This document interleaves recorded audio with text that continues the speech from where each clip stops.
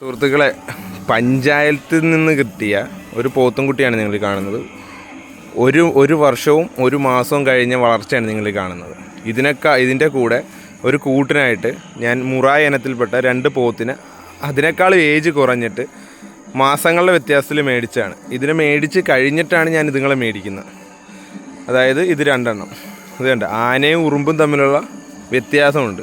നല്ല ക്വാളിറ്റിയുള്ള കുട്ടികളെ കൊടുത്ത് കർഷകർക്ക് കൊടുത്തിരുന്നെങ്കിൽ നേട്ടം ഉണ്ടായിരുന്നു. 1 വർഷമായത്, ഇത് 8 മാസമായിട്ടുള്ളൂ. നിങ്ങൾ കണ്ടോ, എനിക്ക് അല്ലാതെ 2 എണ്ണം ഉണ്ട്. ഇത് കണ്ടോ വ്യത്യാസം കണ്ടോ നിങ്ങൾ?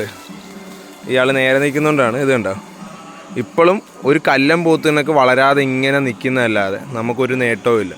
ഇത് കർഷകർക്ക് ലാഭം ഉണ്ടാക്കാനായിട്ട് സർക്കാർ കൊടുത്ത സാധനം. ഇത് കണ്ടല്ലോ, ഇതിനെയും കണ്ടോ? ഇത് നോക്കിക്കേ, വ്യത്യാസമൊന്നും നിങ്ങൾക്ക് മനസ്സിലാക്കാൻ നല്ലപോലെ തന്നെ.